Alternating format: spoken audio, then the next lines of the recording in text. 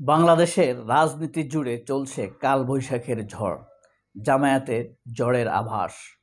বিএনপির ঘুম নেই, ঘুম হারাম হয়ে গিয়েছে। রাজনীতিতে গণভোট কি হবে কি হবে না, হলে কি নির্বাচনের সাথে হবে নাকি নির্বাচনের আগে হবে, নির্বাচনের আগে হলে জুলাই সনদ অনুযায়ী নির্বাচন হবে কিনা, নাকি পুরানা সংবিধান অনুযায়ী নির্বাচন হবে, হাসিনার সংবিধান অনুযায়ী নির্বাচন হবে।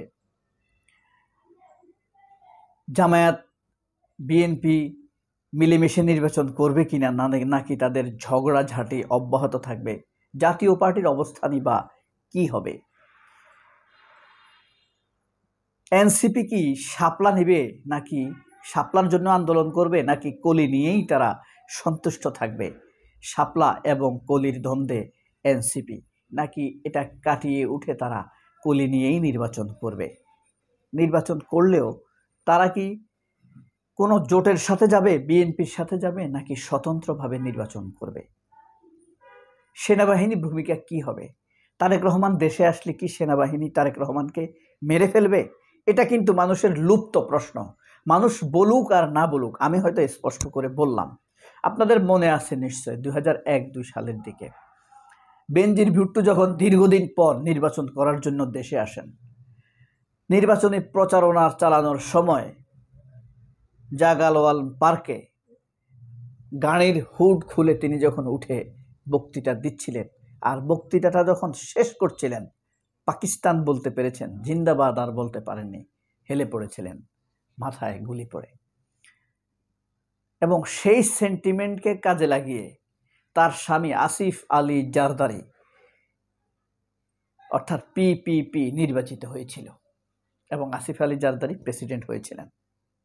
নানান রকম কথাবার্তা থাকলেও এক ঢিলে দুই পাখি। সেনাবাহিনী চায়নি যে বেনজির ভুট্টো প্রধানমন্ত্রী হোক, কিন্তু এটা চেয়েছে যে পিপিপি ক্ষমতায় আসুক। যাই হোক, এখন বাংলাদেশের সেনাবাহিনী কি চায় যে তারেক রহমান ক্ষমতায় আসুক। তারেক রহমান দেশে আসলে কি সেনাবাহিনী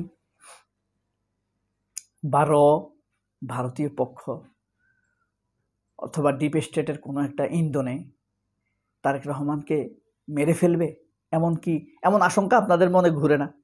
কারণ প্রশ্ন তো আছেই, তারেক রহমান কেন আসে না।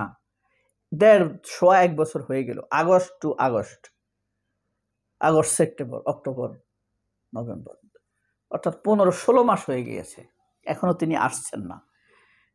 তার আসাটা আমরা সবাই চাই। এখন কত কেন আসছেন না, এটা একটু বিরাট প্রশ্ন। মানুষের আত্মবিশ্বাসকে নষ্ট করে দেয়, ভোট দেওয়ার ইচ্ছাকে দূরে সরিয়ে নিয়ে যায়, কর্মীদের নির্ভরতাকে শেষ করে দেয়। তারেক রহমানের উপরে আর কর্মীরা নির্ভর করবেন না। বিএনপির নিবেদিত প্রাণ, জীবন হারানো, হাত হারানো, পা হারানো লোকেরা কোথায়? এরকম লোকের সংখ্যা কত? এরকম কোনো তালিকা বিএনপির মধ্যে নেই। এই নিয়ে বিএনপি নানান সমস্যা থাকলেও তাদের ঝিম মারে আছে, ঘুম মেরে আছে। আর বাংলাদেশের রাজনীতি তো ভূমিকম্পে ঘূর্ণপাক খাচ্ছে। জামায়াতে কিন্তু ঝড়ের আভাস। কি নিয়ে জামাত এত ঝড় বলতে পারেন? জামায়াতের সব গোছানো। জামায়াতের ব্যাপার হলো, জামায়াত কি রাজনীতিতে একা হয়ে যাচ্ছে? বিএনপিকে সব দলগুলোকে একদিকে নিয়ে যাচ্ছে। একা হইলে একা করুক না একবার। একাকিত্বের এত ভয় কেন জামায়াতের? ভুল থাকলে সেই ভুলের খেসারত অতীতে যেমন দিছেন এখনো দিতে হবে। মিডিয়ার দিকে নজর দেয় নাই। মিডিয়া জামায়াত ইসলামকে কোপাবে, ঠাস ঠাস করে কোপাবে। হ্যাঁ, যেই বসুন্ধরা মিডিয়া রক্ষা করার জন্য জামায়াত ইসলামের আমির ছুটে গিয়েছিল বসুন্ধরায়, এখন বসুন্ধরা মিডিয়া কি জামায়াতের পাশে আছে? কালের কণ্ঠ জামাতের পক্ষে কোনো সত্য নিউজ করে না। বাংলাদেশ প্রতিদিন করে না। বাংলা নিউজ করে না। ডেইলি সান করে না। নিউজ 24 করতেছে, করে না। কেউ তাদের পক্ষে কোনো নিউজ করে না। তাহলে বেটা গেছস কেন? টাউট, ফাত্রা, আমিরের মর্যাদা বুঝে না। দেখেন আজকের ঝড়ের পূর্বাভাসের পত্রিকা, অনেকগুলো সংবাদ আছে দৈনিক আমার দেশ পত্রিকায়। জটিলতার মেঘ কেটে যাচ্ছে, সংসদ নির্বাচন ও গণভোট একই দিনে। এখানে তারা প্রেডিকশন করেছে উচ্চকক্ষে পিয়ার হচ্ছে, প্রধান উপদেষ্টার ঘোষণা আসছে। এই ঘোষণায় কি আসবে? একই সাথে নির্বাচন হবে নাকি আলাদা আলাদা হবে? আপনি কি একই সাথে চান নাকি আলাদা চান? আমি চাই আগেই গণভোট হয়ে যাক। 270 দিনের বাধ্যবাধকতা থাকছে না। আজ উপদেষ্টা পরিষদের বিশেষ সভা। সরকার উদ্যোগী হলে জটিলতা কাটবে, ডক্টর মাহবুবুর রহমান। আওয়ামী লুটপাটের বিদ্যুতের বিল বাড়ছে 25%।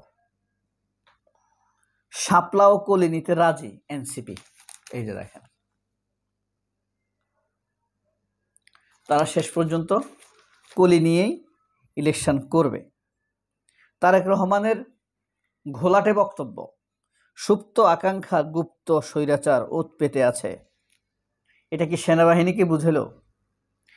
300 আসনে প্রতিদ্বন্দ্বিতার প্রস্তুতি নিচ্ছে এনসিপি।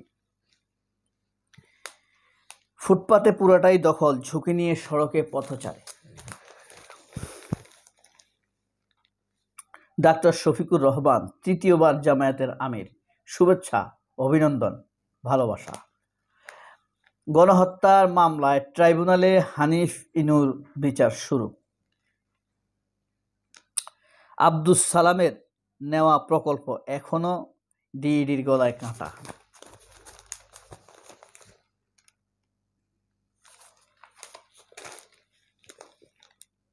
কোটি টাকা বিনিয়োগ করে বিপাকে ব্যবসায়ীরা, নীতিমালা শিথিলের দাবি।